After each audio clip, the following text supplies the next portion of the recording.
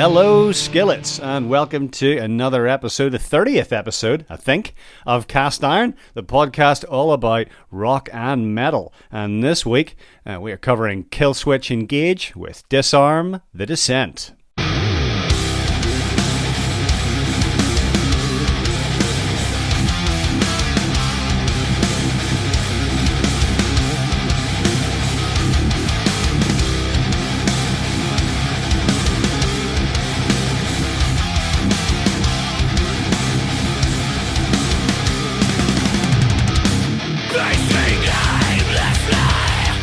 So, Lewis, before we talk about metal, I have a very interesting heavy metal work-related anecdote for you. Okay. And so I'm going to do it, get it out of the way so that I can send it to colleagues, and then I can say to them, look, if you're not interested in an hour-long podcast about Killswitch Engage, obviously, first of all, that's on them, not on me. Yeah, absolutely. But they can tune into the work anecdote and then drop out. So, So I've been on a human-centered design workshop over the past couple of weeks, and it's all about applying design thinking to work problems. And as part of this session, we did a icebreaker. We had to talk about a fun fact about yourself. Okay. And me being a man of very few interests, I said, I record a heavy metal podcast in my spare time. That's a pretty good fun fact. So I talked a bit about cast iron and explained, we've been doing that, and it's, for me, it's a really good way to keep in contact with my friend and also talk about heavy metal. And Yep. So at one point, the instructor just randomly says, "Right, Alan, what's the best heavy metal song of all time?" And I sort of said, that's a question. Well, I just said the first thing that came to mind. I said it's probably "Hallowed Be Thy Name" by Iron Maiden. And then he says to me, my dad had a fencing match against Bruce Dickinson once. Jesus. And I was like, well, okay, yeah, because he said, Bruce Dickinson's an airline pilot. I said, yeah. And he said, did you know he also was a fencer? And I was like, no. So apparently his dad, whenever he was a kid, he was watching his fencing match between his dad and Bruce Dickinson, and apparently Bruce Dickinson is a very sore loser. Okay. and so his dad beat Bruce Dickinson in the fencing match, and Bruce was like, he threw the mask off and tossed away his foil. Ooh. I don't know the fencing terms, but that's really taboo. You're not meant to do that. Wow. Because there must be a lot of fencing etiquette or something. So that was my I guess so. Bruce Dickinson fun fact. There you go. You learn something new about Brucey every day. So we did. And work colleagues, you can feel free to drop off now. But don't, because we're going to talk about a really excellent album. Don't, because we're going to talk about heavy metal, and it's going to change your life. So how's your life been? Yeah, good man. I've been, just enjoying a very hot UK summer at the moment. We're going to be hitting the 30s again in the next few days. I've got 2 weeks left of work before I go on the big 6-week break for summer. I'm really looking forward to. That sounds delightful. Tell me about it. The joys of working in a school. I've been listening to some pretty cool stuff recently. Very excited about the new Halo Effect stuff. I'm really enjoying all the singles off that. That's probably my most anticipated album of the year. New Deer and Grey album came out, and it's excellent. I haven't listened to it yet. About that. I will, hook you up, buddy, because I have things to say about that record. It is a fantastic return to form after a couple of albums where I was okay on them, but never fully blown away. This one definitely seems doing it for me at the moment. I have listened to the last one. What's it? Isolated World? Was that what it's called? In the Insulated World. The Insulated World. I've listened to that, and I didn't think it was great, but I haven't listened to Phalaris. It's got all capitals. Yeah, Phalaris. That's the one. They love the all caps. Very good stuff. And the other thing I've been heading back into the Bullet for My Valentine back catalogue, and I'm really enjoying revisiting Scream Aim Fire at the moment, and realising we probably should have picked that instead of The Poison when we did our episode. Nah, Scream Aim Fire is like 3 hours long. It's so long. Really good metalcore thrash. So yeah, I'm just it has a song that's basically Tears Don't Fall, but better, which is Hearts Burst Into Fire. So it is very good, although I can't get behind it grammatically. Yeah, I can see that. So what have I been listening to? I have been spinning the new Coheed and Cambria album. Now, Mixed feelings. Mixed feelings. I had been re-listening to, it's going in Cambria, so it's going to be wacky prog rock and a lot of good fun, and we'll definitely cover an album at some point. But the last album took a while to grow on me, and I was listening to it in preparation for the new one. I thought, this is actually really good. There's just so many good tracks in this. The new one I feel like is a little bit too poppy and not enough prog in it. And there's bits of auto-tune there, and I don't think Claudio Sanchez needs auto-tune. I think he's got a really interesting voice already. So just and all the prog stuff is right at the end of the album, and so the last 3 tracks are really good, but for me it's almost too little too late. Right, I get you. I definitely enjoy some bits, but I just feel like it's a little bit light for them. They're a band that's never really quite clicked with me, but I have lots and lots of friends that are adore them, think they're one of the best bands in the world, and have the dragonfly tattoo and all that malark. So I adore them and think they're one of the best bands in the world. But this just isn't quite doing it for me. I've also really enjoyed what has been released from the new Soilwork album. They are touring Australia. A metal band's actually coming to Australia, and so I've been trying to convince Jess to come to the Soilwork gig. We are going to see Bellacore. They're playing Sydney. Oh, lovely. But they're an Australian band, so that's fair enough. Of course, makes sense. Really been enjoying Halo Effect. Quite enjoying the new Malevolence album, Malicious Intent. It's been fun. And the new album by Moontooth that I listened to a little bit called Phototroph. What's that, like Light Eater or something? It's good, but I don't think it's quite as metally as the last one. So that's what I've had on, just the usual weird prog shit, really. Yeah, I tried the new Amon Amarth song this morning as well, and that didn't really do it for me. So yeah. Is that the Great Heathen Army or Get in the Ring? Yeah, that was the one. It was just a bit tuneless, unfortunately, for me. I am not feeling those tracks. They did one called Put Your Back Into the Oar, which almost... It's like it was custom made for a rowing machine at the gym. There you go. There's a good 30 seconds of just row. And then it's because it's some other Mars, but it's kind of an interesting time of the year because I'm really waiting for the Halo Effect, and I don't want to burn myself out on the first few tracks, which I did on the Active Denial album. Yeah. So it's a time to be. Keep it special. It's a time to be patient and try and keep it special. Yeah. So anyway, so that's what have I been up to? Had COVID. That was shit. Yeah, I can imagine. It was pretty rough. And did you lose all your taste and smell? Yes, I did. I had a really bad sore throat for a few days, but physically I was okay within a week. But I think mentally I was just talking gibberish, even more so than usual, for about 2 weeks. But I lost my sense of taste and smell, and in particular, coffee tasted just like dirt water. And that's not nice. And toothpaste tasted awful. Like, it really made me want to vomit. Oh, wow. I was almost gagging on toothpaste for a couple of days. It was weird. Not nice. It was really strange. And I was making coffee, and I was like, is this nice coffee? And Jess was like, this is absolutely delicious. And I was like, because it's not long since I got myself a big proper coffee grinder. I had these beautiful artisanal beans, but I might as well have been drinking a cup of soil. No, it's so disappointing. But it's we're mostly back to normal now. Although it's we're on to Omicron BA.5 at the time of recording, so it's like more contagious than measles. Never ends. Year 3 of the pandemic. I know, it's crazy, isn't it? So Killswitch Engage then. What was your first introduction to them? Right, so I got into them via Alive and Just Breathing, because that was the big Roadrunner debut, and there was a big push. If you're on Roadrunner, especially at that point in your time, they've got Slipknot money coming in, and they can push bands, and they certainly pushed My Last Serenade, which was a Kerrang TV staple back in the day, and absolutely. That's probably my introduction to them. I followed them pretty closely for a little while. Obviously went back to the debut. I really like the debut self-titled. I think it's a really sort of crunchy, a lot of hardcore on that record in particular. You can tell they have a sort of punk background almost.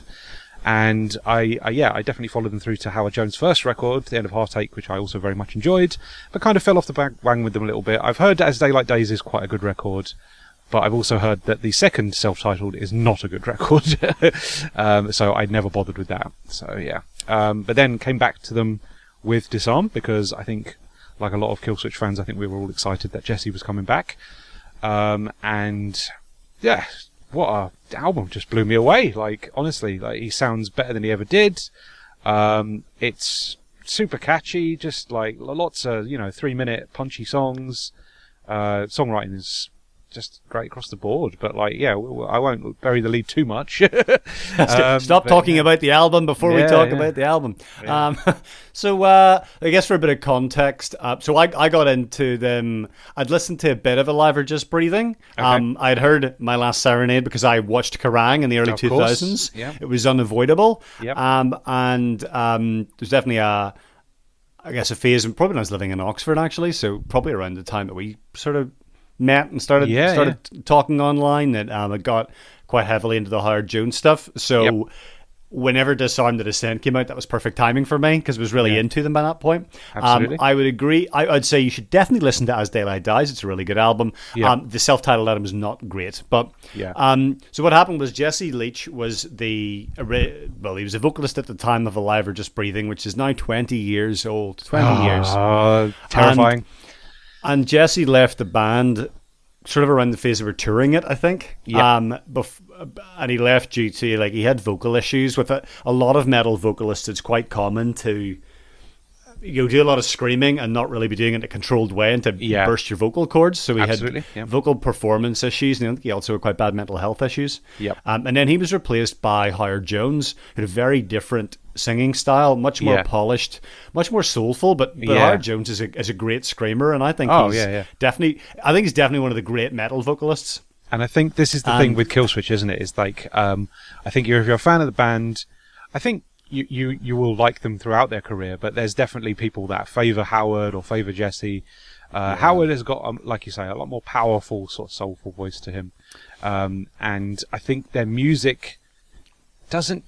When Howard's in the band, their music generally gets a little bit more melodic, a little bit more soulful as a result. Say more commercial, almost. Maybe they do have heavy songs. Don't get me wrong, but like their music is not as heavy as when Jesse is in the band, I think. I think they do have some absolutely bitchin' songs on those albums. They've got really good tracks, like Rose of Sharon is as heavy as anything on there. Yeah, absolutely. There's some all-time big fat riffs in those album.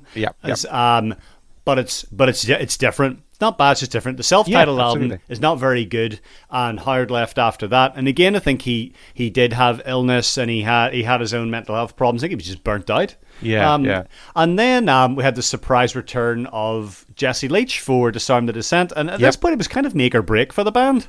And as you're about to hear, it was much more make than break. And since then, they've released Incarnate and Atonement, which is in 2019. And it's all been pretty banging. They also have a really good Atonement B-sides that they released. They released it during COVID. Yeah, I think it's only had a digital release, hasn't it? Yeah. Yeah, I bought it. It's very good. I'd like a big deluxe tracks. Version of Atonement with those songs as like a second disc or something. That would be nice. I think it's called something really imaginative, like Atonement 2. Yeah, it is. Atonement 2, B-sides for charity. That's it. It's quite good. There's a track on it called I Feel Alive Again, which is it's probably the best one. It's awesome. But I really, really like Atonement, and I really like Incarnate. But I think I like this one just a little bit more. Yeah. and so Killswitch Engage, for those of you who've never listened to them, are usually classed as a melodic metalcore album. And that means there is a bit of melodic death metal coming in there. Quite a lot of In Flames and At the Gates influence. Absolutely. A little bit of classic new wave of British heavy metal, bit of thrash in there. So a bit of Maiden, bit of Metallica, but it also has the stompier bits of metalcore. So you've got breakdowns, but I would say they are a bit more fast moving rather than really boring, sludgy breakdowns. Yeah, they're not that one chord chug that you get with a lot of things. Yeah, it's not the boring one chord chugging. So it's basically a big metal mix box of everything I like about music wrapped up in a band. Absolutely. Yeah, as modern metalcore bands go, I think Killswitch are probably up there. If I don't know if there's a big four of metalcore, but Killswitch are definitely leading it as far as I'm concerned. I think they're very, very influential on modern metal. Yeah, I don't think there'll be any metalcore band I can think of. He says hastily clicking onto the metalcore Wikipedia page. If there's anything, no, not really. Like there's other ones that are. There's other ones that are sort of popular and influential, like Bullet. You mentioned Bullet there, metal. They're a melodic metalcore band. Like Shadows Fall probably going to be up there. Shadows. Wow. So Shadows Fall. Fact is that the bassist from Killswitch Engage was originally in a band called Overcast. Okay. Not to be confused with the podcast player. and the singer in Overcast was Brian Fair, who's the singer from Shadows Fall. There you go. So they're quite intimately linked, but the other big ones would be apparently Avenged Sevenfold. Okay, but certainly Shadows Fall. They were As I Lay metalcore for a Dying, time, I think. Yeah. Definitely As I Lay Dying, are a very similar sounding band. Unearth. Probably a bit. I'd say Unearth they don't have the melodic vocals, but they've certainly got the melodic. You can certainly get the melodic guitar riffs. Absolutely. What's that classic one? Zombie Autopilot. That's like one of the best riffs of all time. It's so catchy. And Trivium, although I wouldn't necessarily say Trivium or metalcore. Maybe started out as a metalcore band, but have evolved beyond that. I think. Yeah. Look, I feel like that's a conversation for another day. But metalcore often gets a bad reputation, and I think justifiably so, because it has a lot of commercial-oriented bands like Asking Alexandria and all that crap. Yeah, there's a lot of tuneless one chord chugging stuff out there. Yeah. Metalcore is surprisingly approachable for a new artist because if you don't have a lot of chops, you can certainly bash a chord for ages. So yeah, that it does tend to unfortunately attract that sort of songwriting. But when it's done well, like, Killswitch, it can be incredibly effective. And yeah, I'm not opposed to the old breakdown and stuff when there's actually a riff there, and I definitely feel like Killswitch are a lot more, songwriting chops in Killswitch a lot better than most, let's put it that way. So yeah. I just remembered one more thing that's metalcore related. Okay. So there's a festival in Australia called Good Things. Okay. And it's coming back after a couple of years off. And the artists are Deftones. Okay. NoFX. Yep. Gojira. Mm-hmm. And who else we got? Millencolin. Okay. Millencolin are playing, mate. And Lacuna Coil and stuff. Sabaton, Soulfly. Unfortunately, the headliners are Bring Me the Horizon. Oof. Yeah, that's a band that was a metalcore band for a little while. Yeah. So I have decided I do not want to see Gojira. If I have to see Bring Me the Horizon, I can't do it. Well, you could fuck off before Bring Me the Horizon goes. Oh no, I can't do it. I'm dreading I'm dreading some point when we lose a bet and have to do Bring Me the Horizon. I really am. Yeah, unfortunately, they are one of the most popular bands in modern heavy music at the moment, which is a bit of a strange one. But yes. Please defend the band by tweeting Lewis. Yeah, if you want to do that, sure, but I will not listen. So let's get into it then. Let's do it. The first track on Disarm the Descent is The Hell in Me.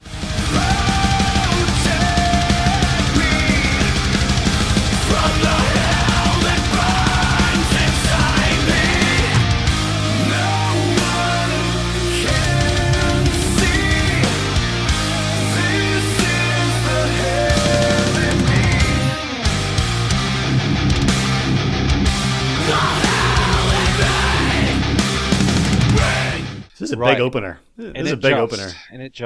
So there's a thing with this album, and and it's choruses, and there are many incredibly strong, soaring vocal melodies across this record, and they always kind of hit during the choruses. And this has one. It's an amazing chorus. Can't be faulted. I also like that the soaring vocal melodies are sort of backed with that tremolo picking on this song, and it's just like, oh, you're doing the things that Lewis likes. So yeah, I like as well. It has that sort of patented sort of Killswitch jangly breakdown before the final chorus hits. Just gives it that added oomph when it comes back. It's very sort of Howard Jones era, I suppose, is what I would more associate the with acoustic that guitar, the acoustic guitar bit that. just pops in to give you a little bit of a breather before the final chorus. That was very hard Jones era Killswitch Engage. It's very similar to the opening to My Curse. Yeah, which absolutely. is the classic acoustic opener. Yep. Yeah, this is just so much fun. There's a really good mix of screaming, tremolo picking, shouting, some manic drumming in the chorus. And as I listened to this a bit more critically in preparation for this show, I did remember, the drums are actually really good in this. And there's some really deep emotional singing. It's a very cathartic song, and the other thing about Killswitch is that they're quite sincere, almost to the point of silliness. Yeah. And it just works very well. Yeah, no, absolutely. No, I agree completely. And there's something about this era where Jesse comes back that feels very celebratory. Like there are messages in the songs where you can tell, like, you know, he's very sincere. He doesn't really. He kind of signs to find the light and dark with a lot of his writing. He'll be talking about things that obviously bother him or that he has problems with, and that he has. There'll be a negative side to his vocals, but then the chorus will generally sort of like come out of that, and it's like, okay, here's a positive mindset. Here's how we could probably change things and make things better. And again, it has that sort of celebratory sort of quality to it, which I really find quite interesting for metalcore. You know, there's not a lot of bands that can put a positive message into heavy music and it not sound silly. And I think that Killswitch definitely have that edge to them. There's a few that I think like maybe Hatebreed or someone like that. They always have a very positive message to share, but also being very heavy and it not sounding too silly. So yeah, it's quite a rarity amongst metalcore and metal bands in particular to have positive messages and be and it not sound daft, you know. And they're kind of known for that. And I think that's very much a Jesse influence that kept on going throughout the Howard era. That's just confusing because it reminds me of the old Australian Prime Minister. The Howard Jones era, not the John Howard era. And I think I listened to Alive or Just Breathing because it was, I think it was my pick, this one, and I wasn't sure whether to do that one or do Disarm the Descent. And as I listened to it, I thought, actually, this isn't quite as good as I remember it. I don't think we're going to have a lot to say. I feel like it's kind of like The Poison, where it's probably not quite as good as you think it is, and it's not quite there the whole way through. Kind of gets a little bit too samey by the end. Yeah, I get you completely. Yeah, and don't get me wrong. Like, I'll happily listen to Self Revolution anytime. But I do think it kind of falls apart in the back half. But the lyrics on, and we'll talk about this a little bit later, probably on the call, but the lyrics in that album are very much like, they're very Christian oriented. Whereas this is more general positivity. It's like, positive mindset for everybody. We're welcoming all people. Like, it's not a specifically. I know Jesse is, a big born again Christian type. But like, it definitely, with this record, you can tell, like, it's okay. You could do that. We don't, we're not advert to your Christianity or anything like that. The rest of the band, obviously, a little bit more, I don't know if they're atheist or not, but like, it doesn't seem like their Christianity comes through in their music playing. Whereas, it's very much just sort of like, okay, welcome everybody. Like, like, you can have that positive mindset, but like, I think it's good to be inclusive and just sort of open it up a bit. And it definitely feels that way with this record in particular. It doesn't feel like it's overtly Christian. It's not. It's not Christian rock. By any means. No. But wouldn't that be interesting? We'll have to do a Stryper album at some point. We'll put that in the backlog. Christian metalcore. God, Devil Wears Prada. But what a fun opener. You get a big stompy breakdown. Another classic Killswitch sound is the bends, the kind of noise. And the other thing with this album that is consistently good is the production. And Adam D produces most of the Killswitch albums. It's also mixed by Andy Sneap, who is a excellent producer. Producer. He what have we got here? He won a Grammy nomination for the mixing on this. Wow. And he also produced Deliverance by Opeth, was one of his big ones. He's kind of done everything. He has a resume and a half, that old boy. He's done Napalm Death, Testaments, The Gathering, Nevermore's Dead Heart in a Dead World, kind of stuff for Creator, Arch Enemy. I'm just kind of listing bands here. Look, he's done a lot. You go look it up. We're going to move on to the next song. We should. You go look it up. did Bullets, Hand of Blood. Well, there you go. There's the metalcore connection. So moving on, we have got Through the Flames. Excuse me. The song is called Beyond the Flames.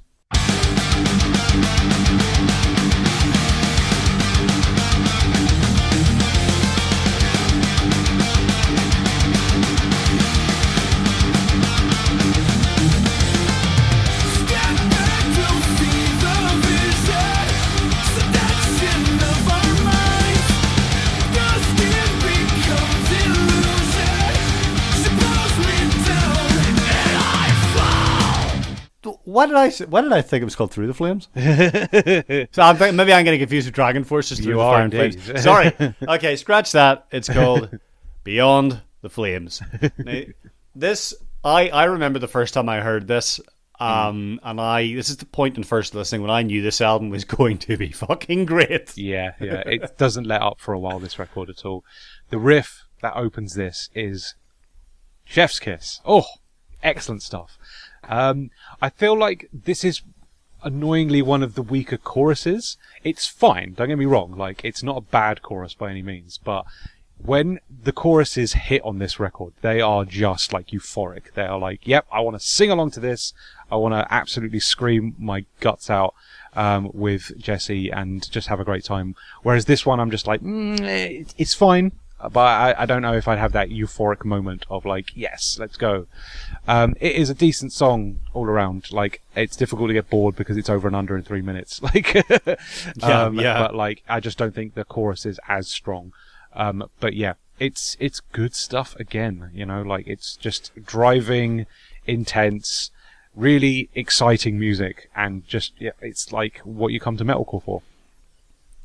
Look, I agree with all that. It's a particularly excellent riff. Yeah. My only defense of the chorus is that right before I think it's the last chorus and also the bridge before it, is that I'm assuming I think it's Jesse is screaming while Adam D is singing the chorus. Yeah.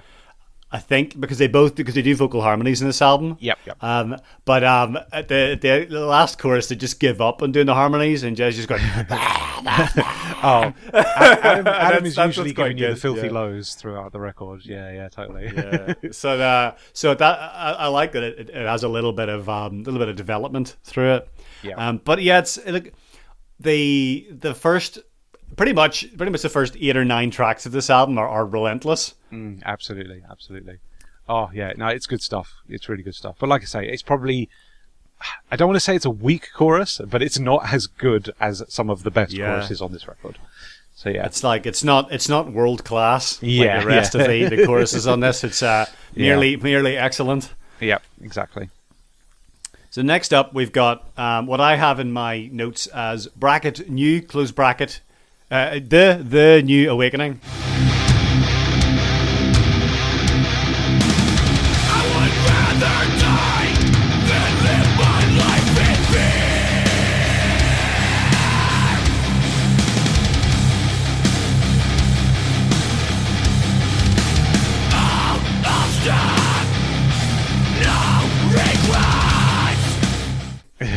Yeah. So we think it's called we checked before the show. We think it's called The New Awakening, but that's what's written on the back of the box. So yeah. But at some point, I downloaded the wrong ID3 tags from somewhere. Okay.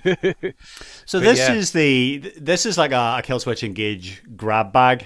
We've got all the main guitar noises. The riff like a machine gun. Love that riff. So it's got them all. Then you've got the soaring chorus riff that's very Iron Maiden. Yes, absolutely. And, like, it's good. And you've got the inspirational lyrics. It's really good get yourself out of bed stuff.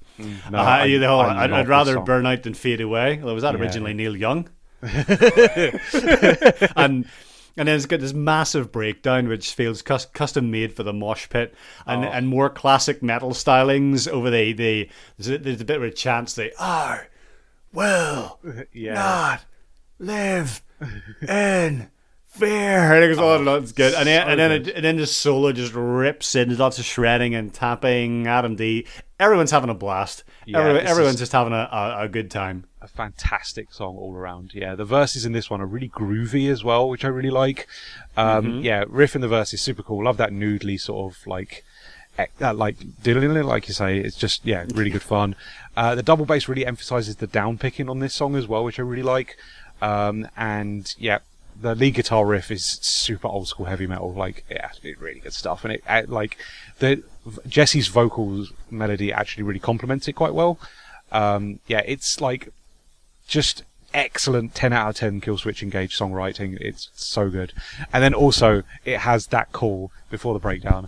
I would rather die than live my life in fear. It's so good. It's like, you would open up that pit at that moment. It would just be so much fun. Yeah, like, as I haven't got bad things to say about The New Awakening. It is an absolute Killswitch all-timer. Yeah, really good song. And speaking of really good songs, next up we have In Due Time.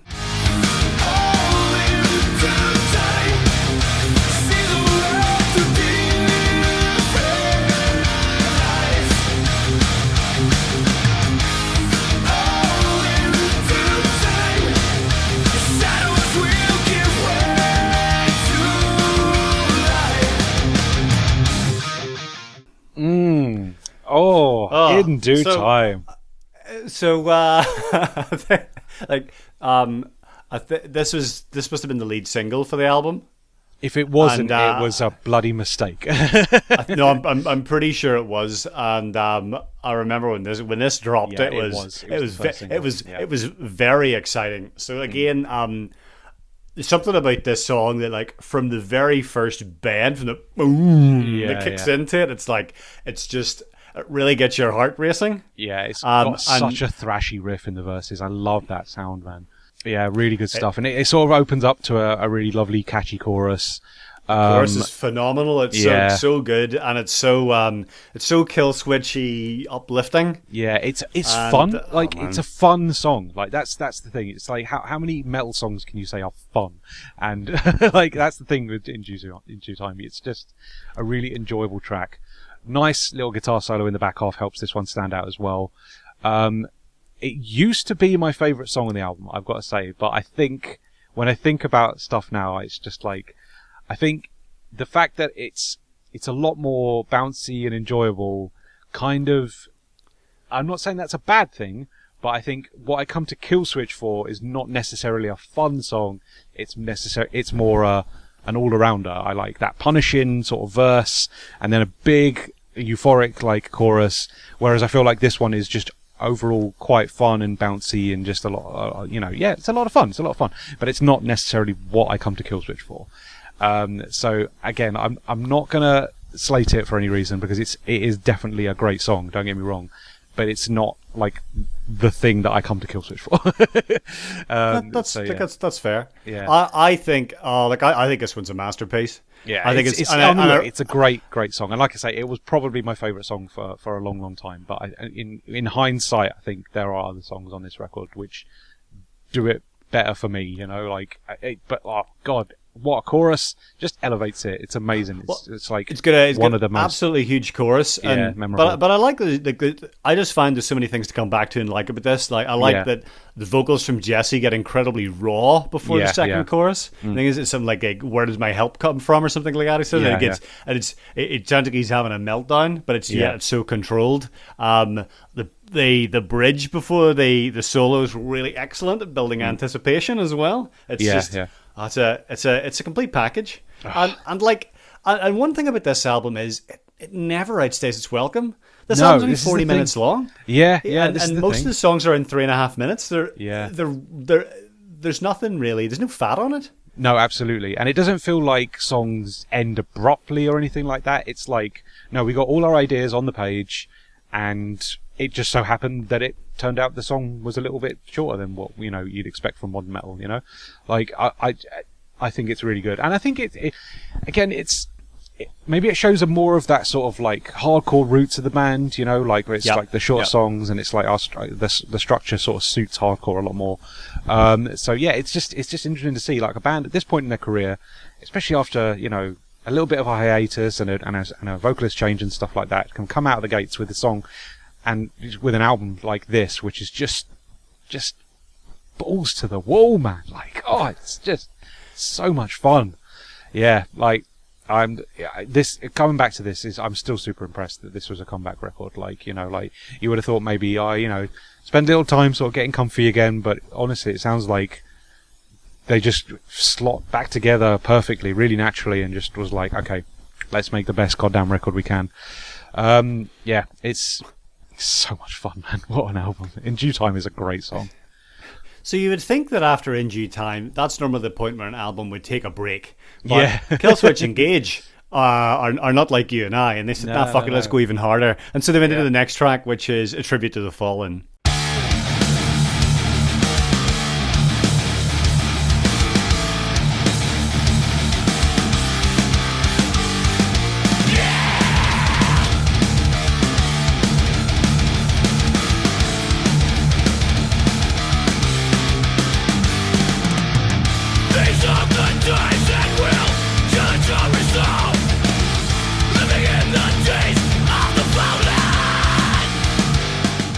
And this one's basically just a riff fest.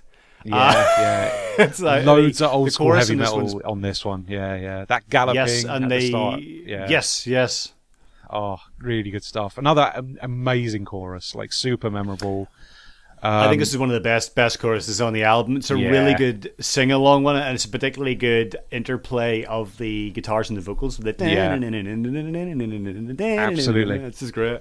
Yeah, no, it's really fun. And it's a really good mix of melody plus the stompier metalcore bits. Absolutely. Yeah. And another huge solo. This one's got some Van Halen style tapping on it. I think this is probably one of my favourite solos on the album, if not my favourite. It's really good, that mid-late solo. I think the only thing with this point, especially when you listen to the album front to back, is at this point you kind of start to notice the Killswitch song structure. You know, like you're getting, okay, so the verses are going to be heavy, the chorus is going to be singy and uplifting, melodic, and then we're going to have a solo or a breakdown, and then we're going to go back and do the chorus again. So yeah, you kind of it kind of becomes a little bit like, okay, I get what you're doing now, but at the same time it's like, but I'm not sick of it. I'm kind of having a good time, so you know, I'm not gonna slate you for that. Like if you've got a style that works for you and you do it this well, then like, you know, I'm not gonna fault it. But yeah, I guess the thing is like that, you know, that is a pretty standard. It's almost like a melodic metalcore trope, but they kind of invented that. Yeah, that's their thing, like, right? You can't really they invented that on Alive or Just Breathing. You know, that's the My Last Serenade template. Yeah, absolutely. And what changed with the Howard Jones stuff is they stopped doing heavy verses all the time. Yeah, that's the thing. That's actually what changed. They would do all and clean, and even when they released, I think it was the end of Heartache, they released as part of like a Resident Evil movie soundtrack. But don't run away, you know that. But it's an all clean version. Yeah. I think, which sounds really weird if you've heard the album version like that. Yeah, I think the album version does have clean vocals throughout the song. It's just that it does. They're bolstered by a screamy sort of like low end undercurrent that's like, you know, helps. Just again, like it elevates it. It makes the vocals stand out a little bit better. Yeah. So I know exactly what you mean. Yeah. But like, yeah, I think, and that's another thing that a lot of people that prefer the Howard stuff have for them. I think is that like musically there is a little bit more going on. You know, it's not so much the verse chorus structure and the verse is a scream, the chorus is a song. There is a little bit more going on vocally. You know, you can make an argument that Howard might have had a little bit more to his, you know, a few more strings to his bow than Jesse did. But I think what Jesse does is also incredibly effective. And I'm a hardcore guy, right? Like I like me some punk, and I think Jesse is always going to be my fave because of that, because he's got that sort of hardcore background. Like there's a great for some further viewing, there's an amazing set from the American Hardcore Festival. I can't remember what it's actually called now. I think it might just be called the American Hardcore Festival, where they basically play their debut in full, but with this lineup, the 2013, Disarm lineup, and yeah, it makes sense. You can see exactly where the band's roots are, where they come from, what they've taken forward, and yeah, that's Killswitch for me. So yeah, like again, really good set. I'm pretty sure it's on the 856 channel in its entirety with audio from the desk, so it sounds nice and clear. Yeah, really good set. I think the other thing we should say is like not to be unfair to Jesse, he does further refine his sound on the Killswitch albums after this. Yeah, and I think that if you compare the Howard Jones era to Alive or Just Breathing, I think there's no doubt that Howard's a better vocalist, but I think but I think with Disarm the Descent, he's pretty much equally good or equally enjoyable. Yeah. No, he's done a lot to his voice. His vocals are vastly improved. Yeah, no, absolutely. And I think it's a better fit for the band because his cleans are almost as good as Howard Jones, but his screams are way better.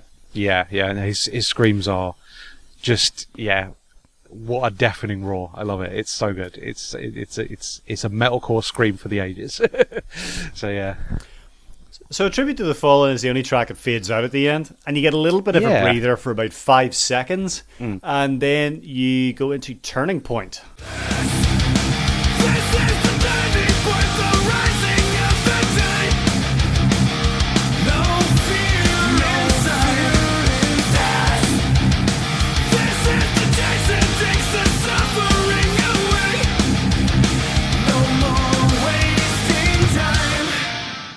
You get I can't decide if this is one of the best songs in the album or a fairly average one because I really, really love it, but I'm not sure if I can justify that on a podcast. I get it completely. Yeah, it's got that big metalcore like one chord chug to start this one. So like you it's like a meat grinder riff. Is how I've described it. Yes, in the verse. So yeah, really good build up to the chorus. Absolutely. Adam kind of providing the low end screams to bolster Jesse's high pitched scream on this one, which is kind of interesting. You don't really get that an awful lot across this record, so it's kind of that makes it a little bit different. Again, it's just that chorus, man. It just pushes it to another level. It's just super catchy. It's just really, really fun. Big euphoria moment. Another awesome solo in the back half. Again, the song structure is very samey, but it works. So don't mess with the winning formula, as far as I'm concerned. The only thing with Turning Point is it doesn't really have a second verse. It almost has like a weird bridge back into the solo, and it has a little more development in the third chorus after the bit I particularly like is there's the second chorus where it goes into the bridge. Yep. I really, really like that. I think that's one of the most emotional points in the album. Yeah. And it's a particularly good example of like the way this music can make you feel and how uplifting and nice it is. Yep, like it makes you want to go out and do some good in the world. Yeah. And but yet I feel like, I probably this would have been my favorite song on the album at some point in time. Yeah, this absolutely would have been my favorite. Really? At some point in time. Look, I want to say, like, at 6 tracks in, we should probably be hitting, like, I don't know, like a slower track or something, or we would have change of pace, or maybe even had a bad song at this point. But I don't feel like anything up until this point has been bad. So yeah, like I still think the first half of this record is it's just one of the strongest like metalcore like first halves. It's so good. We were listening to this in the car today on the way home from visiting the in-laws for lunch. Yeah. And I think it got to probably around this point in the album, and Jess was like, one of the things about this album is it doesn't really slow down. And I was like, that's why it is so good. Yeah. It really is. Like it's just full throttle, which is difficult whenever you're driving a car because you get the urge to speed and really fang it, as they say in Australia. But yeah, it really just goes balls to the walls for like the first at least the first. I don't know when does it slow down? Track 10. Yeah, pretty much. Yeah, because if we go into track 7, which is all we have. It's coming to the surface now.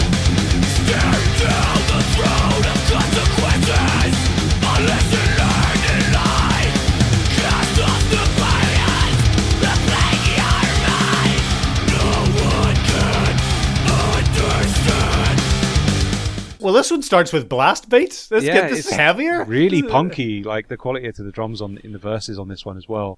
Like I think with this one, it probably is one of the weaker choruses, unfortunately.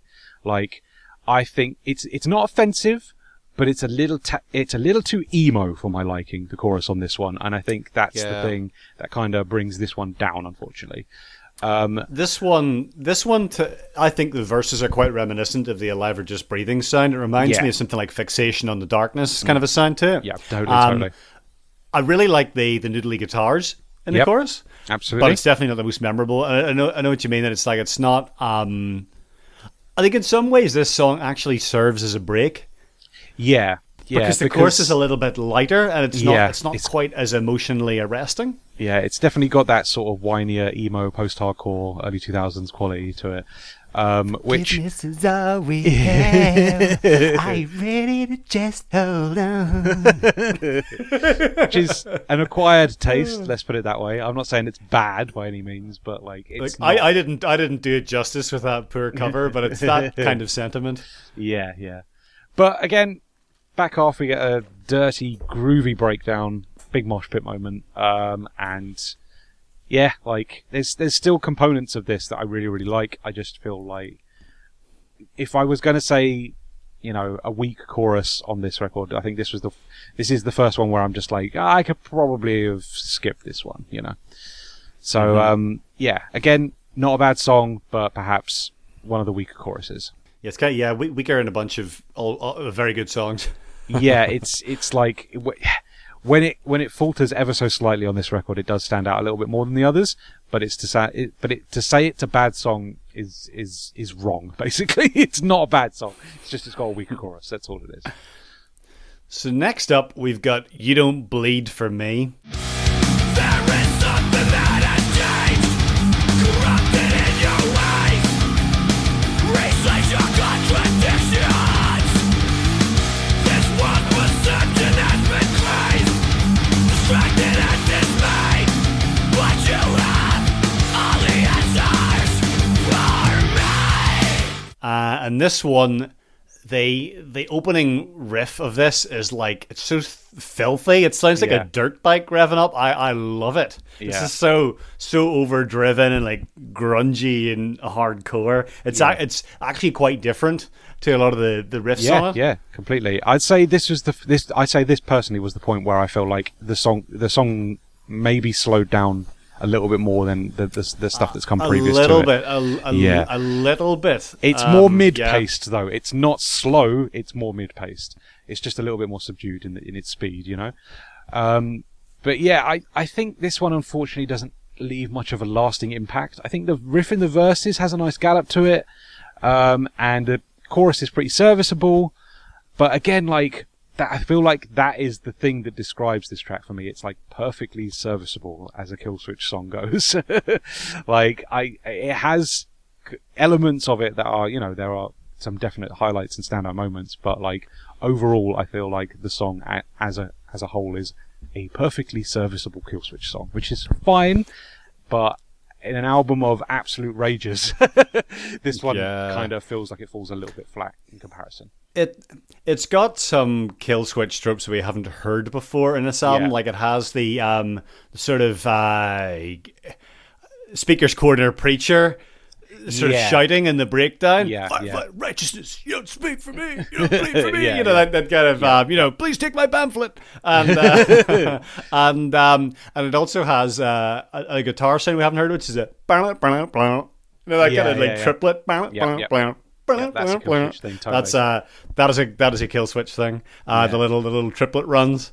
I think it's fun. It's not the best track in the album, but I don't really skip most of this album when I'm listening to it. So again, it's fun. When I have to criticize a song and it's just like it's probably not one of the best songs on the album. You know this album is doing something pretty decent, right? Like the hardest thing you can say about it is like, oh, maybe the chorus isn't one of the best, or maybe the song's just a little bit more serviceable. It's like that's the sign of a good album as far as I'm concerned. Right? You're just like really picking at like threads to try and be like, not as good as that one previous, but like that one previous was one of the best songs ever. So it's difficult to say like it's not bad. It's not a bad song. It's really not a bad song. It's just one of the more serviceable tracks on the album. So yeah, don't knock it. Don't skip it. But like, just be prepared that it's probably not going to hit you the same way as track 9, The Call.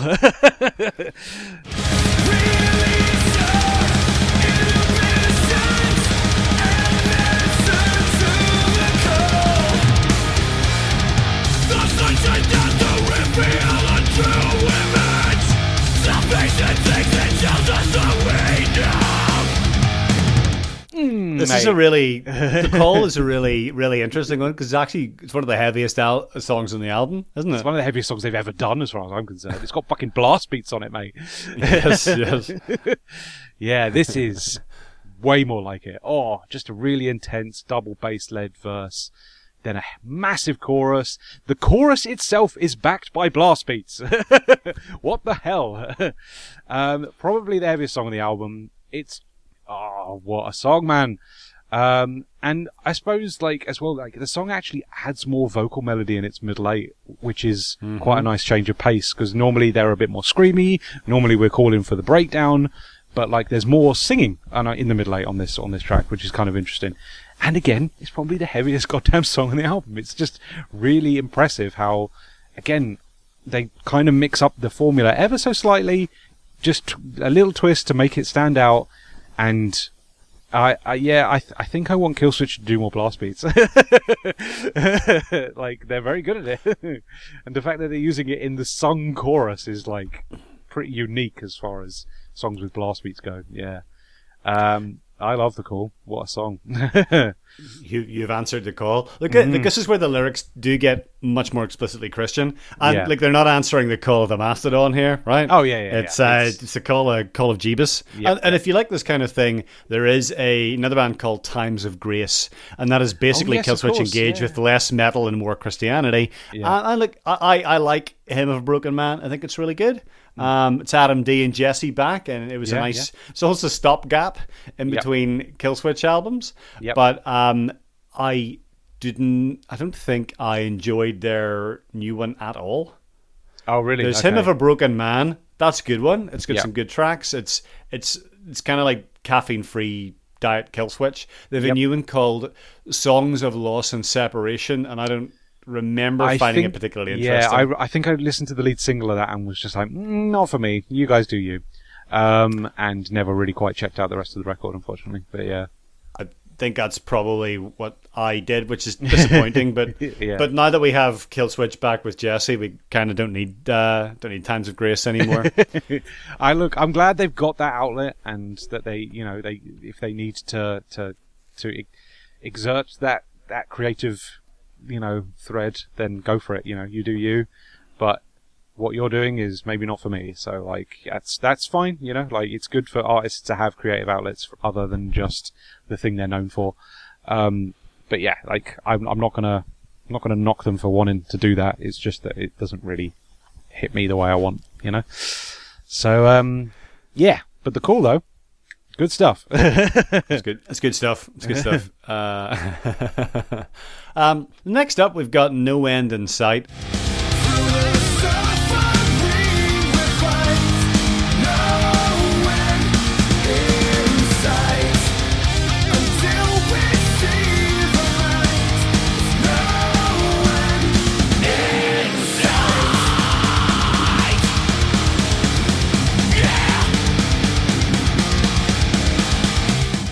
It's kind of ironic considering it's getting closer to the end of the album, and the end is legitimately in sight. This is where the album actually finally really properly slows down. Yeah. But it's still pretty stompy, right? It's like it's slow in the way that like Rammstein makes slow songs. Like, it's got that stompiness, that groove. It's stompy, chuggy, sludgy. But it's good. It's a good song. Great vocals from Jesse. Nice Melodeath twang to the chorus. Absolutely, yeah. I really like the way the grooves swing in this one. I think it's got some really punishingly heavy moments that like are elevated by the fact that the song is slower. It also has a really simple yet effective and catchy chorus. Breakdown in the middle eight fell a little flat. I think that's one of the few negatives across this record. It feels like it's like, right, okay, here we go. We're gonna open up the pit again, and it just sort of like a bit lacking instrumentation. It just doesn't really quite kick off that breakdown, unfortunately. But again, like on a whole, like it's a pretty good song overall. It's something different. You know, we're adding again like. You're laughing at me like I'm desperately trying to find things to criticize. No, I agree. It's one of the weaker tracks. Yeah. But that's not to say it's a particularly bad song. Yeah, it's not a bad song.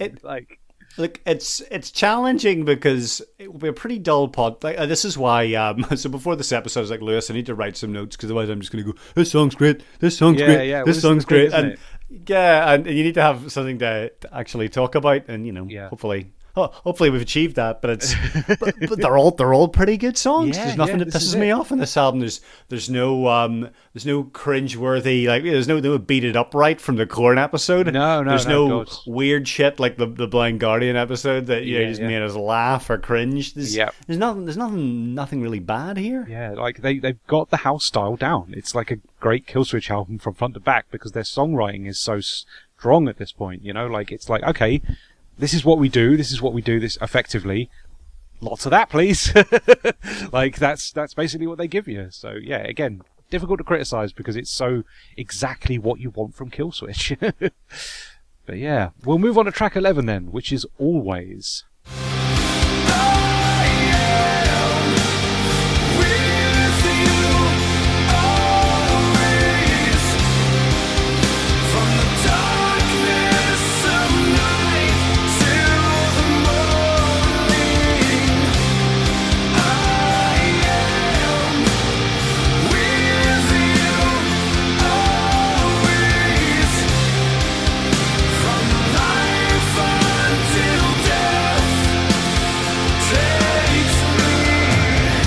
Look, I don't mind Killswitch ballads that much. Yeah.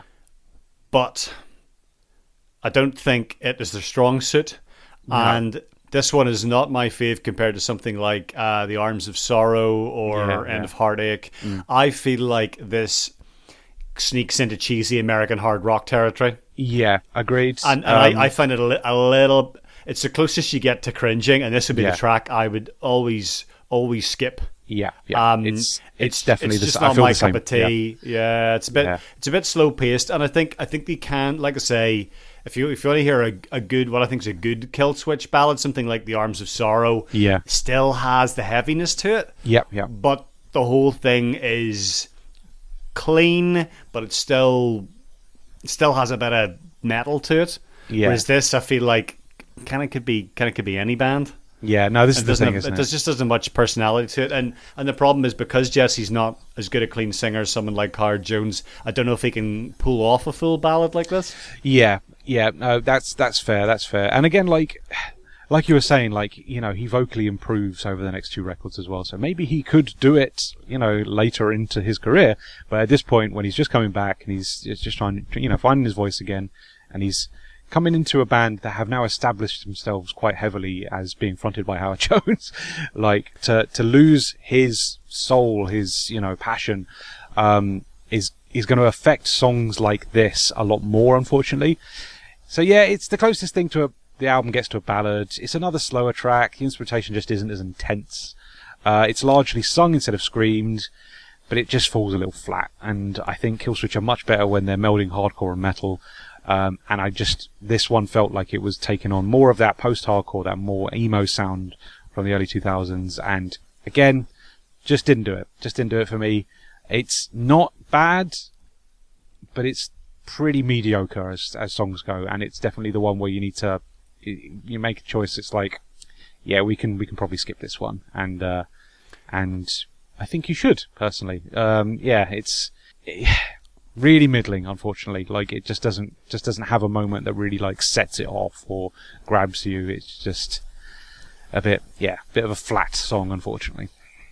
I mean, the good news is that they do get back to good Jesse ballads, just not on this album. Yeah. Better Jesse ballads than this are. There's a song on Incarnate called Cut Me Loose. Okay. It's better than this. Yep. And there's one on Atonement called I Am Broken 2, which is a lovely 2 minutes and 39 seconds according to Wikipedia. They're both better. I think they and this is from memory, but I'm pretty sure they're clean the whole way through. Yep. I feel like they've got a bit more of a metally groove to them. That's more like it. Yeah, agreed. So anyway, then we've got the last track, which is Time Will Not Remain, and this is where I hit my giant back half banger button. Back half banger. Yep, here it is. Ring the jingle. Back half banger. And right at the end of the album is this absolute monster. It's got one of the best riffs on the album.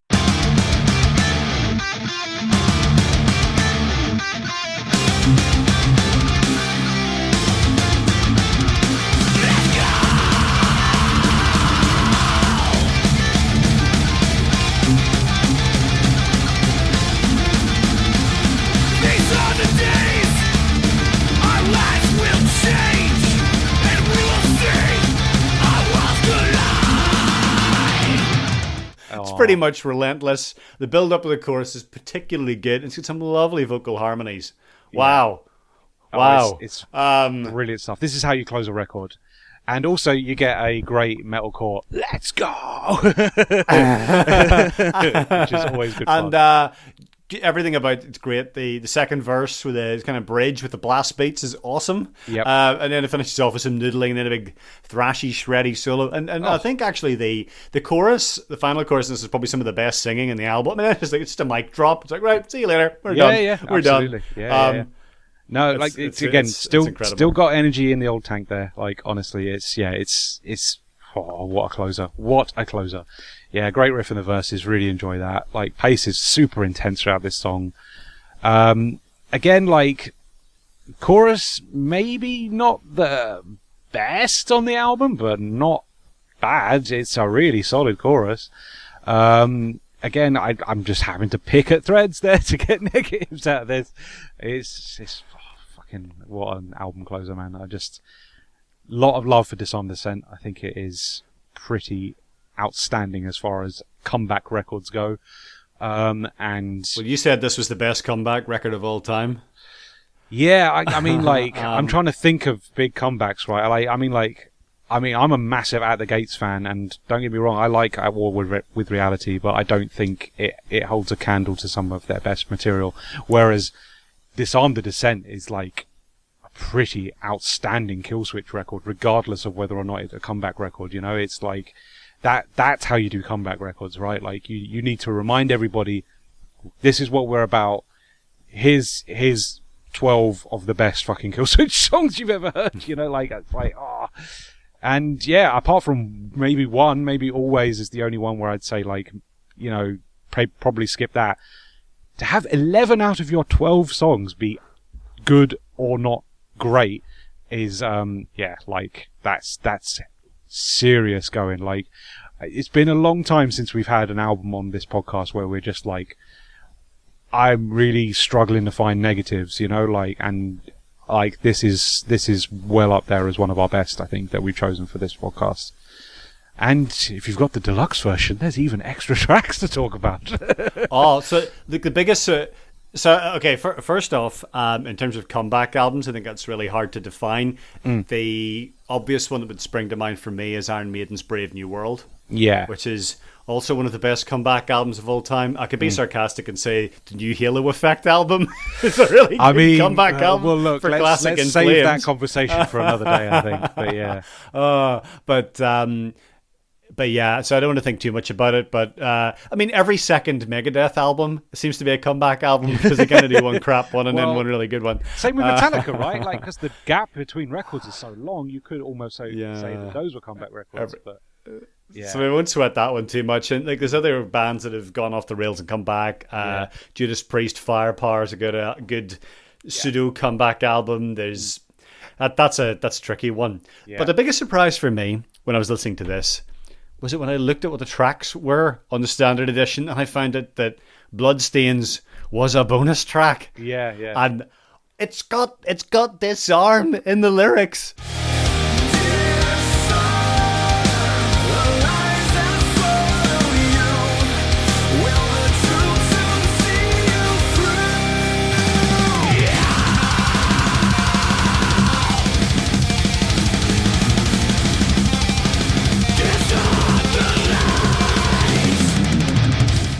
Yeah, It's yeah. a really This is good the song. thing, isn't it? Why Yeah, did yeah. they? Why did it just seems such an obvious closer? Why? Why did they Yeah. not put it in? Yeah, no, that is the thing, isn't it? It's basically the title track almost. You know, it's got Disarm in the lyrics, like you say.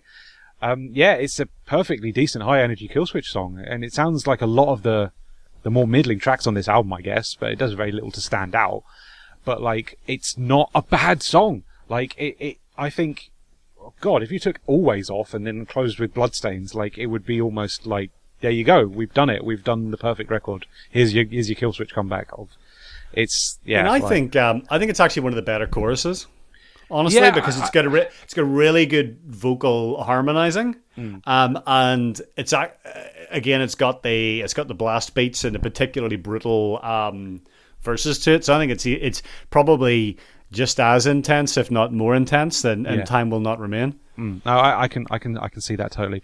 I think personally for me, I felt the chorus was a little bit forgettable, but again, I just didn't feel like it just didn't hit the same way the really good choruses did. That's my main issue with a lot of those choruses on this record. There are just some in particular which are just so good that it kind of, when one falls a little flat, like you kind of notice it a little bit more. And yeah, so that's the only thing I'd say about Bloodstains, really. Like it was again another perfectly serviceable Killswitch song in the house style that you know and love. The but maybe not. style, the Bloodstains, the house red. Yep, there we go. Exactly. Yep. And then we also get track 14, which is Slave to the Machine. This is the final calling, feeding us apathy. Bow down and serve your master, the new machine. Another bonus track, another sort of album. That I've one cut. is not as good as the rest of the album, and I understand why it's a bonus track. Again, That's a skipper for me. Yeah, totally. It's another no-nonsense Killswitch track. Lots of energy, but doesn't have the riffs or the hooks I require from a really, truly brilliant Killswitch song. And you can tell, okay, that's why this one didn't make the full album cut, like, obviously from the same sessions, but, like, shame to waste it. We'll have it as a bonus track. Makes perfect sense to me. So, yeah. I think we should talk favourite songs. Oh, I think your favourite song's The Call. Oh, right. Now, this was tough. Okay. This was tough. It was in contention for favourite song of the album. Like you're pretty moist talking about it there. But admittedly, that might be the extremely hot British summer. I think personally, The New Awakening edged it just ever so slightly because it's a little bit more of what I like about Killswitch, totally encapsulated in one song. Like super groovy verses, amazing chorus, great guitar solo, incredible breakdown. Like, just that's what I want from a Killswitch song. Whereas The Call was like doing different things that I'm not normally familiar with, like with Killswitch. Like blast beats in Killswitch is just such a wild concept. Like, but I loved it. Don't get me wrong. It's awesome. It's heavy. It's fantastic. But like, I think the component elements of what I want from Killswitch, big sing-along chorus, like that's where you go to. That's why I go to New Awakening. It felt more of what I wanted. So yeah, that. I think New Awakening was probably my favourite, but The Call was definitely the close, second. For you, In Due Time.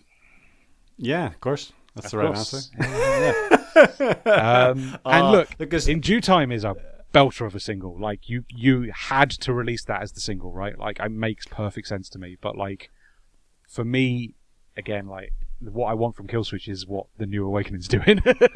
So yeah.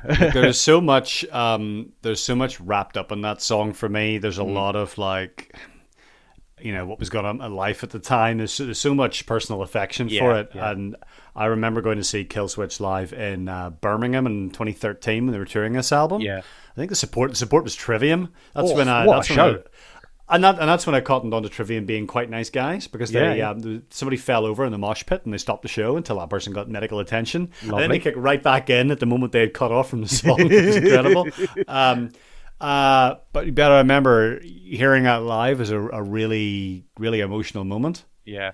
And then I hadn't really planned how I was getting from Birmingham to Oxford, and all the trains were closed, so I had to like sleep on a friend's couch and come home at 5 a.m. to go to work. So there was a lot going on that day. Yeah, totally. But yeah, so to me, it's just bound up with the fact that it's an awesome song. It was the lead single. It was a comeback track. It hits at probably the exact listen to it every perfect time couple on of the record weeks as when well. and I haven't really stopped listening to it in the nearly 10 years since this album was released. Yeah, like again, if you think about Killswitch, like their best songs all time, right? You know what? I'm going to go on Last FM right now and see what exactly is the most played Killswitch songs. Because if In Due Time isn't in the top 10, something's gone wrong. I think their most played track is probably something like "End of Heartache" or "My Curse." I'm not denying that, but I think their top 10 songs, right? Like top 10 Killswitch songs that are being constantly played. In Due Time's got to be in there, right? In Due Time's got to be there. Yeah, it's their number 5. There you go. From the last 7 days, "My Curse" is their top song of all time, followed by "The End of Heartache," "Holy Diver," "This Fire," and then "In Due Time." Look, their cover of "Holy Diver" is not my favorite thing by Killswitch Engage. I think it's really cheesy. This is a problem with metal covers in general, though, is that like if one happens, generally people latch onto it quite a lot because people like heavy versions of classic songs. You know, it's just one of those things. My favorite place to look at whenever my favorite cast iron research thing is the top10s.com, where you can look up what people have voted for their favorite songs. Okay, cool. And "In Due Time" comes in at number 7. Okay, there we go. So they say that the top voted one is "The End of Heartache," "My Curse," "This Fire Burns," because it's CM Punk's entrance theme song. Of course it is. Yes. I forgot about that. Oh dear. So that shouldn't be in there. That's silly. "The Arms of Sorrow," which I do think is really good. Probably Hard's best vocal performance. Yep. "Rose of Sharon." Yep. "My Last Serenade." Of course. Then "In Due Time." And then it's kinds of random stuff. Yeah, there's a couple of different ones on Last FM. We got "This Is Absolution" and "Hate by Design" on there as well in the top 10. "This Is Absolution." I think that's off. That's off. As Daylight Dies. Yeah. Yeah, and "Hate by Design" is off Incarnate. Yep. I think it was pretty much the lead single off it. I think one of the first ones. Yeah, that or Strength of the Mind. So, what are the overall thoughts about this then? It's fucking brilliant, mate. That's the overall thoughts. Whenever we got home this afternoon, I said to Jess, "So, what do you think of that? The best album, or merely one of the best?" Yeah. Look, it's As it's new fucking wave brilliant, of American heavy metal goes, like it is one of the best albums. Like Killswitch definitely have their place in that like era of modern metal, and I think look, I'm not saying that this is Killswitch's best album. I think it has to fight for some very, very strong contendership, you know. But as comeback records go, I was just like, this is where I wanted the band to be at that point in time. They delivered everything that I could have wanted out of a comeback Killswitch record. I have a lot of love for this record. It probably is my favorite Killswitch album when I think about it in hindsight. It's definitely my favorite, and I think it probably is their best, because I do feel like Alive or Just Breathing is a little bit overrated. Yeah, this is the thing, because I want to say Alive or Just Breathing is my fave, but I agree. I think it may be just a little bit overrated. It is definitely the album that broke them, right? Like, it's the one where they were getting radio play, music video, television, you know, it was the one I think that people associate with them, and I think because of that, it gets a little bit too overhyped. But yeah, like, it's up there. And obviously The End of Heartache is also one of their best. Like, I think if we're not putting those 3 albums in contention for their best work, you know, like, we've done a disservice to the band, but like, yeah, this one is just so consistent. It's so consistent. Like, honestly, apart from one song maybe, there is just nothing but Killswitch bangers on this record. Like, yeah, really good stuff. So, Alan, further listening.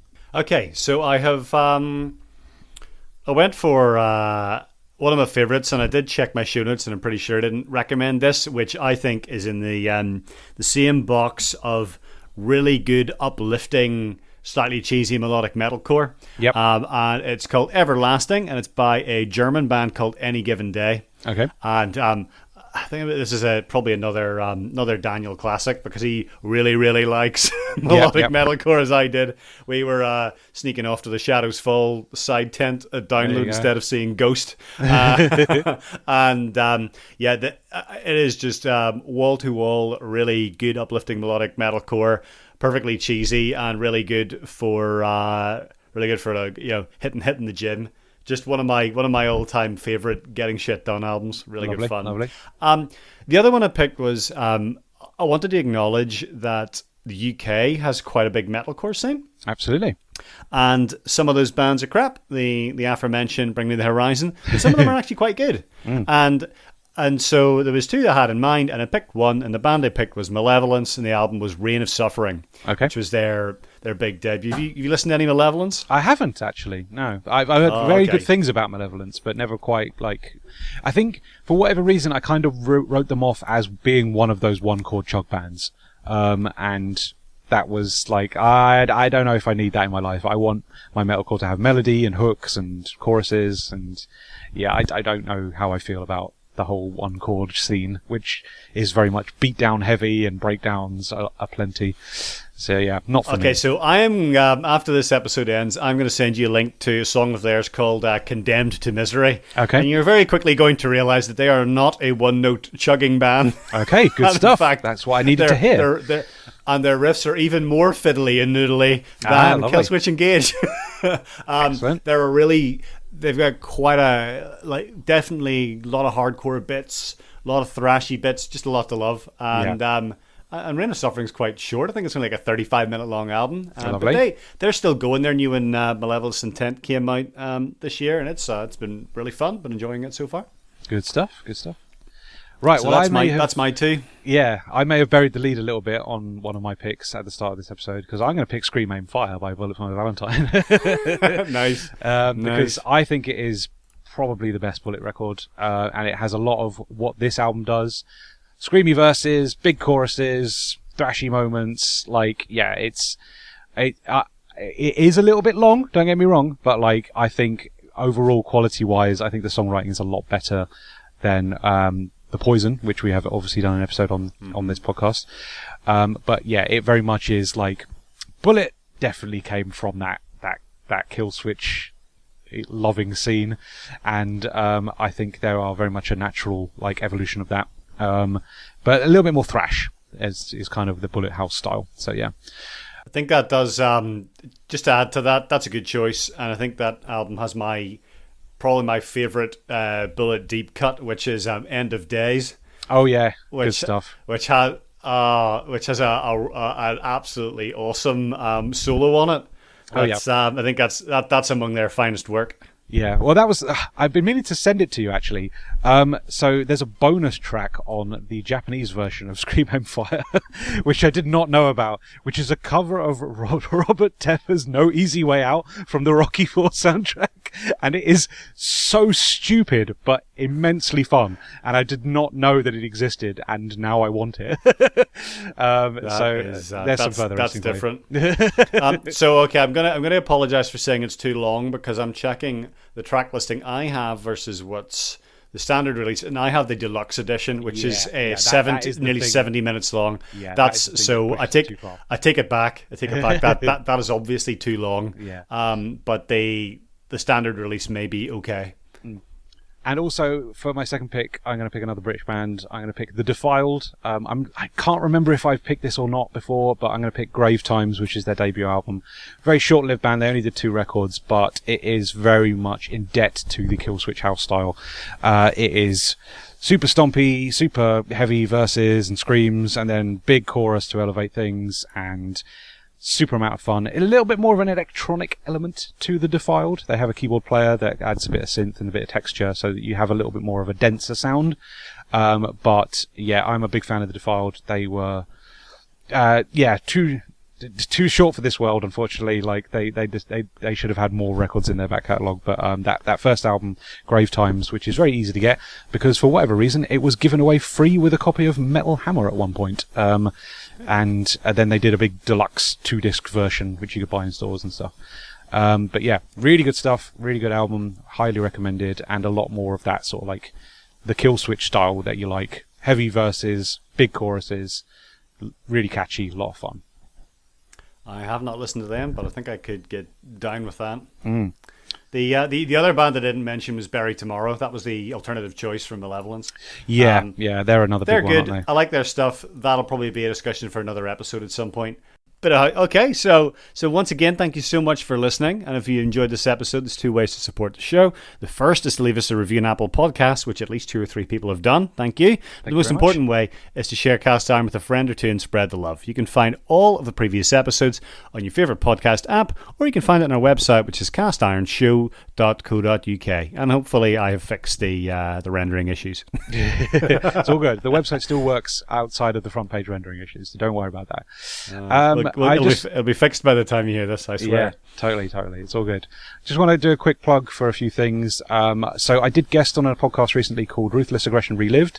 It is annoyingly behind a paywall, but if you want to pay £4, you can get access to a little podcast where I talk about an album called WWF Forcible Entry, which is basically new metal bands covering wrestling themes. It is, very music centric, so I would highly recommend it. I had a lot of fun recording that with my friend Luke. Really good podcast. I would highly recommend checking it out. Also, I am in the final stages of recording a new Cranston EP, and hopefully that should be out very shortly, if not out by the time this episode comes out. So cranstonpunk.bandcamp.com. I'm doing a covers album. And yeah, I'm having a lot of fun with it. I just needed to do something to get myself back in the groove of making music again. So it's all crunchy punk covers with bass-centric, heavy fuzziness. I'm doing Devo, I'm doing Mad Capsule Markets, I'm doing Misfits. I've got Andrew Hatebreed cover WK on there. No Andrew WK on there. I mean, look, there's no way you can do Andrew WK well, unfortunately, when you have a setup as limited as mine. So, I'm very much looking forward to it. And yeah, hopefully, it will be out by the time this episode is out. And all proceeds from that will go towards charity, because every digital release I do, all proceeds are going to charity. I haven't decided on charity yet, but I'm going to be trying to hopefully do it to something for American abortion funds, because, the whole Roe v. Wade cancellation and going back on that is an absolute load of bollocks, and I would like people to be able to access abortion care. So, I'll see what I can do there. So yeah, cranstonpunk.bandcamp.com if you want to go and check out my music. And yeah, hopefully following that covers EP up later with an original album at some point. That'll be lovely. Well, it'll be. Okay, you know what I mean. It'll be good. Well, it'll be pissed off. No, you're not aiming for lovely. You're not aiming for lovely. We've got to the point in the show where we're like 1 hour 20 in, and none of my colleagues will be listening. So we finally got the Tories out in Australia. Hooray! Exactly. Good stuff. Hooray! And Boris has stepped Boris down Johnson's. as Prime Minister over here as well. So. Has he? At the time of recording, he has said that at some point in the future he will step aside, which say piss weak resignation. Yeah, I know. Tell me about it. But small steps, right? Small steps. Yeah. Like, little by little, we're just delighted to have a competent government for once. Tell me about it. There's footage of the Australian Environment Minister appearing at this conference, and people just started applauding, and all she says was, "We're a new government." Yep, there we go. All these other ministers from other countries like, yeah. So hopefully Australia won't be international pariahs for long. Exactly. Happy for you, buddy. I'm glad you get to live in a world that is more left-wing. Marginally so. Like, it's Australia, so, the Australian Labour Party still pretty right-wing, but that will change in due time. Exactly. And with that awful callback. pun, Love to see we have reached the end. So thanks for listening, and we'll catch you next time. Bye-bye.